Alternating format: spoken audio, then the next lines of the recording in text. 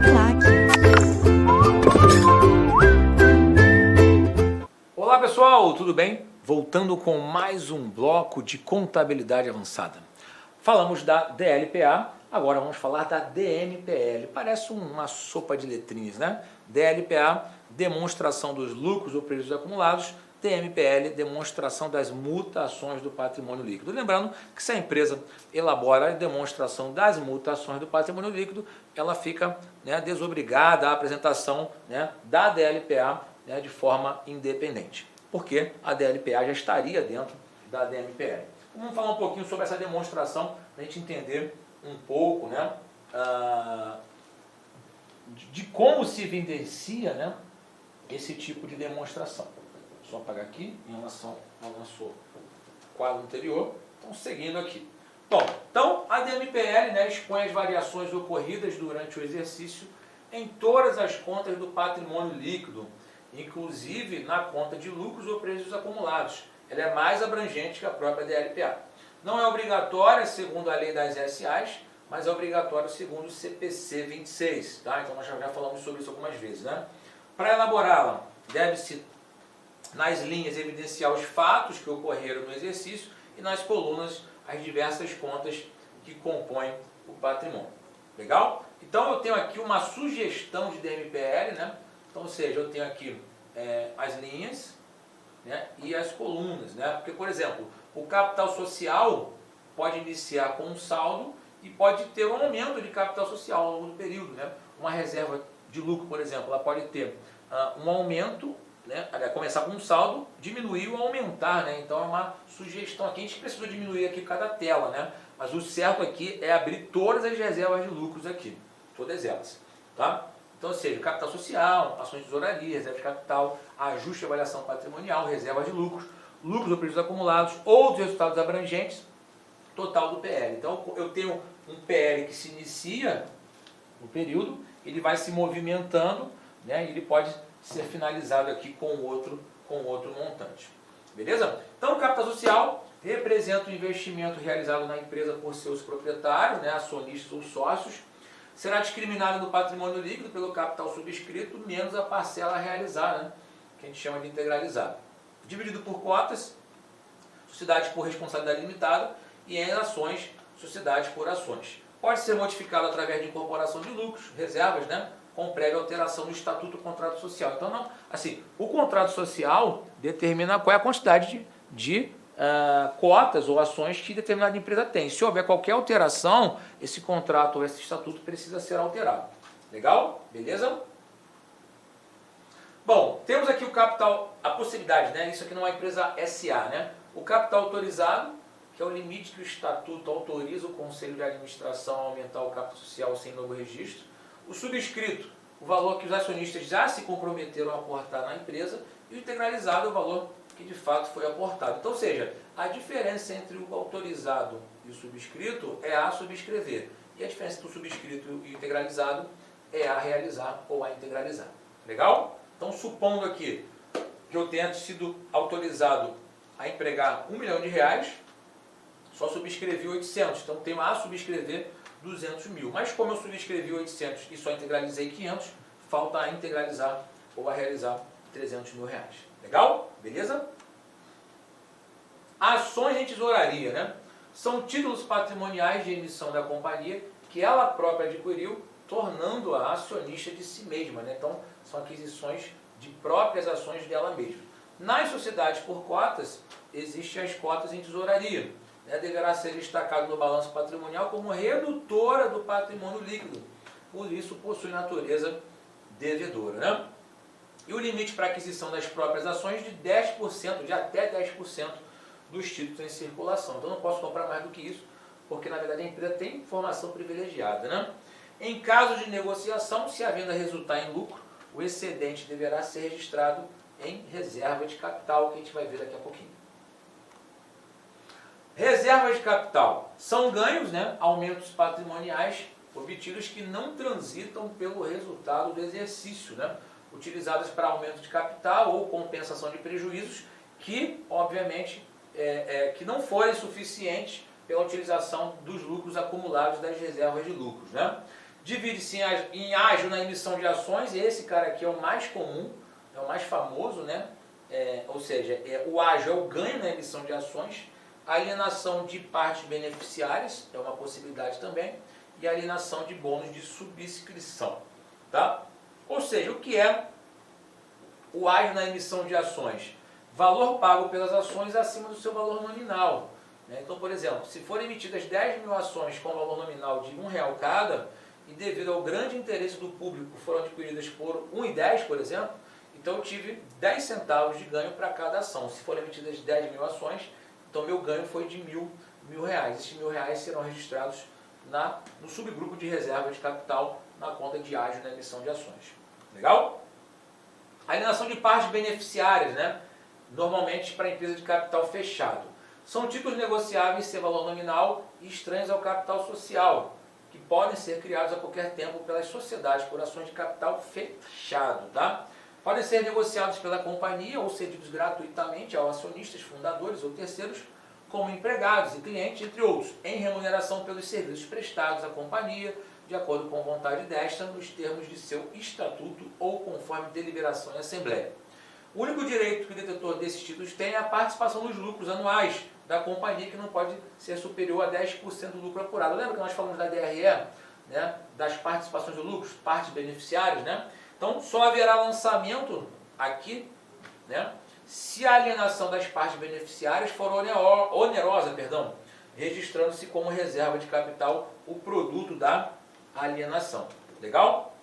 E temos aqui a alienação de bônus de subscrição, né? Uma forma eficaz e atrativa prevista em lei da companhia captar recursos, pois dá ao acionista que anseia adquirir novas ações direito de preferência de subscrevê-las, né, em um aumento de capital desta sociedade. Então, como se fosse olha, se vocês têm interesse em comprar novas ações, então você, né, vai pagar um valor maior por ela, né, para me antecipar, né. Então, esses bônus de subscrição são emitidos somente por sociedade anônima, que está autorizada pelo Estatuto a aumentar o capital social, podendo ser abertos ou fechados.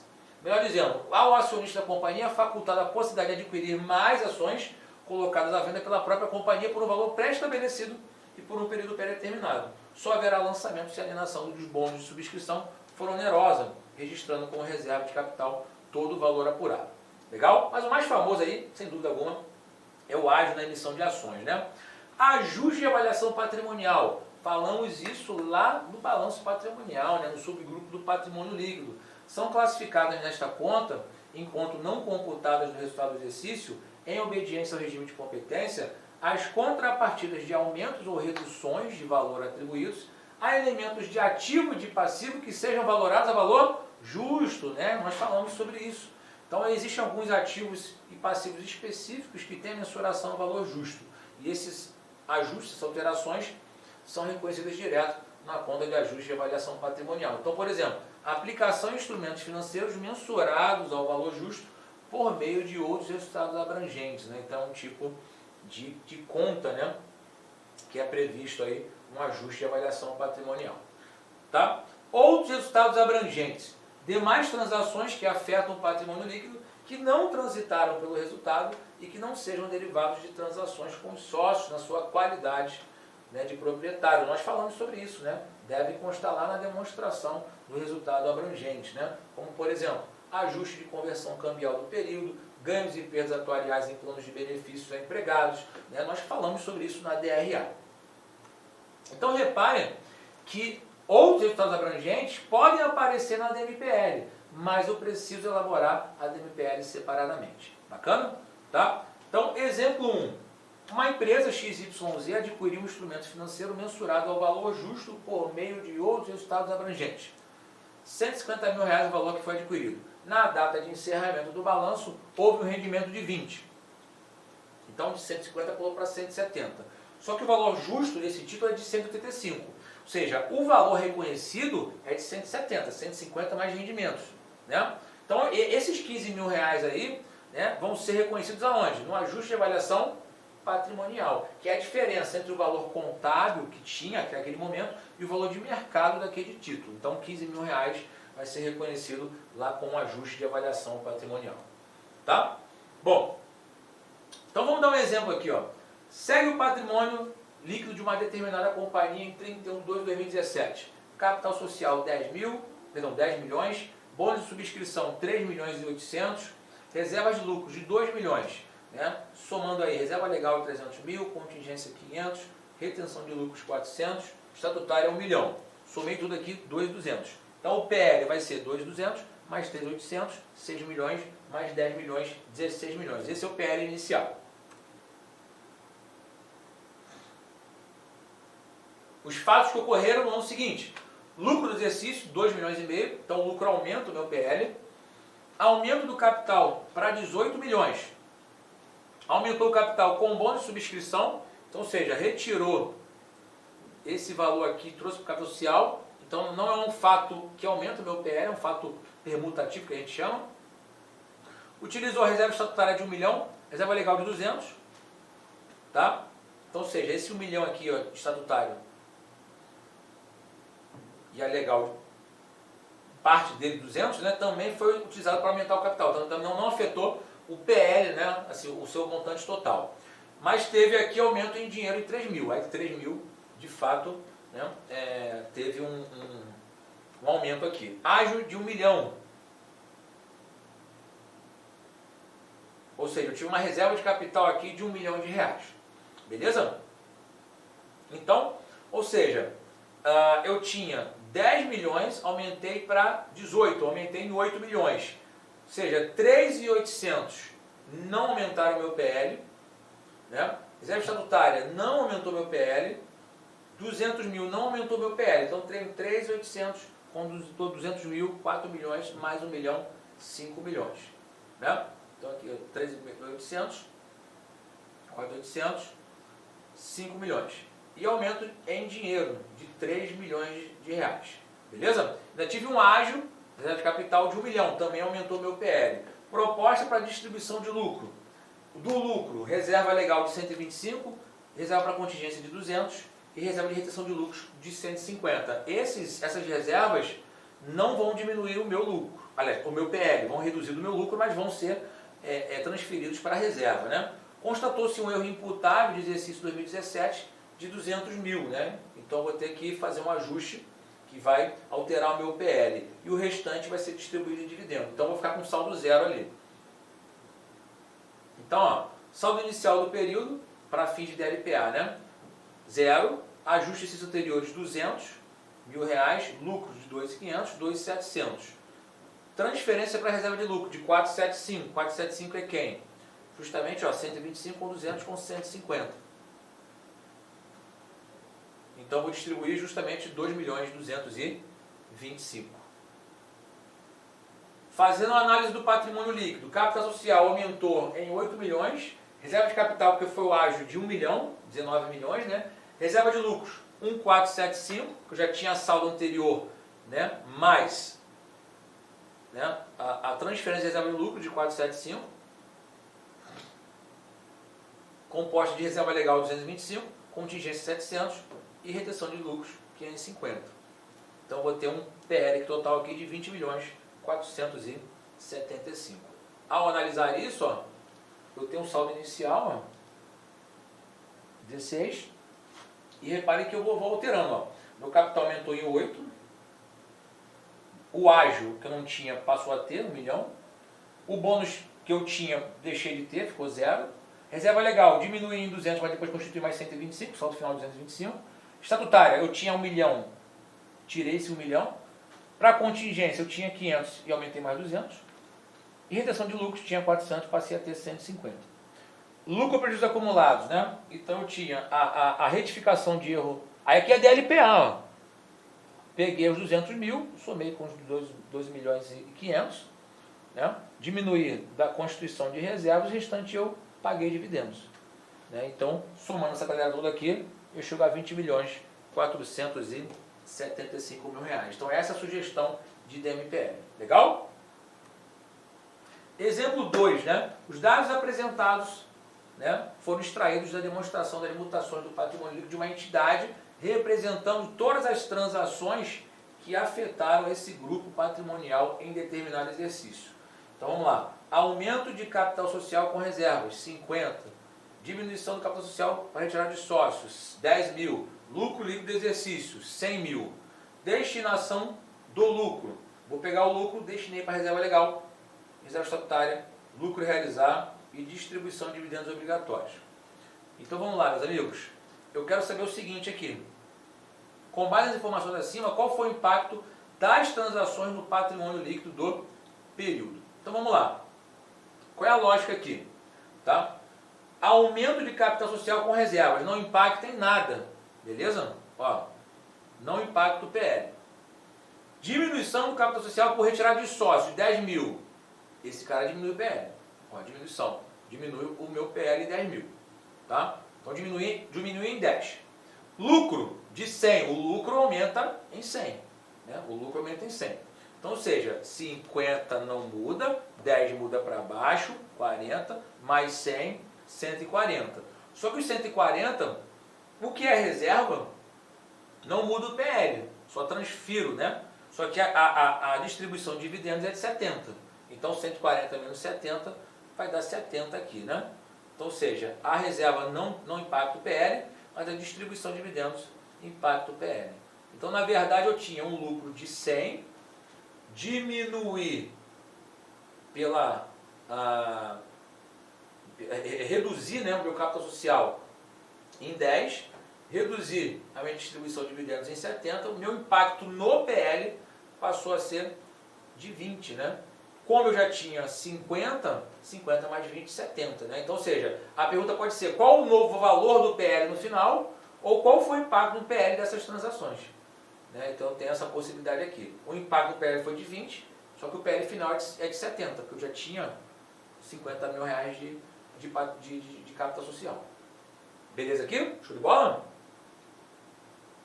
Então vamos para as questões, né? Com base nos pronunciamentos emitidos pelo Comitê de Pronunciamentos Contábeis, julgue o item seguinte.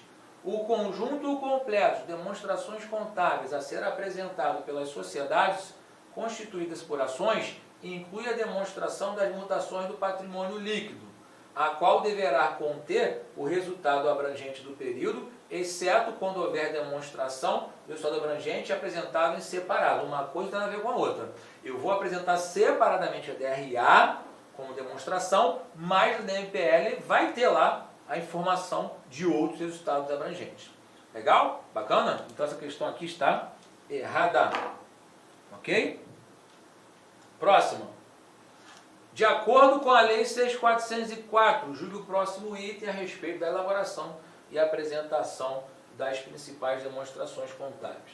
A apresentação de demonstrações de mutações do patrimônio líquido é facultativa. Então, falando da Lei 6.404, de fato a DMPL não é obrigatória. Quem é obrigatória pela Lei 6.404 é a DLPA. Né? Ou seja, então essa questão aqui está certa, de acordo com a Lei 6.404, por favor, tá? E a última aqui, considere as seguintes transações realizadas pela companhia inglesa. Recebeu doação de um terreno, com restrições a serem cumpridas, emitiu novas ações com ágio, reconheceu variação cambial de controladas no exterior, pagou dividendos anteriormente propostos e aprovados pela companhia, apurou o lucro líquido do período e aumentou o capital com reserva de capital. Ele quer saber o seguinte, quais foram as transações que alteraram o valor do patrimônio líquido? A doação de um terreno com restrições a serem cumpridas, isso gera um passivo, a gente vai ver sobre isso mais à frente. Não impacta o PL. Novas ações com ágio, beleza, aqui ok, 2. Ou seja, 2, 2, 2 e 2. Então já elimino a B aqui. Reconheceu variação cambial de controlado no exterior. Né? Esse cara vai impactar. 2 e 3. Pagou dividendos anteriormente propostos e aprovados pela companhia. Se ele pagou dividendos, já tinha sido aprovado, não impacta o meu PL. Então esse cara aqui é um passivo que foi liquidado. Tá? 2 e 3 aqui. Apurou o lucro no período. O lucro obviamente afeta o PL. Né? 2, 3 e 5. E aumentou o capital com reserva. Ou seja, somente tirou de uma ponta para outra aqui. 2, 3 e 5. Então só pode ser aqui, letra E. Beleza aqui, gente? Show de bola? Então fechamos aqui mais um bloco tratamos aqui da demonstração das mutações do patrimônio líquido, né? Fechamos aqui as demonstrações contábeis, né, que nós já falamos de balanço patrimonial, falamos de DRE na contabilidade geral, né? Então, na avançada, falamos de demonstração do resultado abrangente, demonstração dos fluxos de caixa, demonstração do valor adicionado, demonstração dos lucros ou prejuízos acumulados e demonstração das mutações do patrimônio líquido. Tá? E no próximo bloco a gente vai falar de notas explicativas, ou seja, sabendo que notas explicativas não são consideradas demonstrações contábeis, mas devem vir juntas. Legal? Então fechamos aqui, volto daqui a pouquinho com mais contabilidade avançada. Até já! Clique like.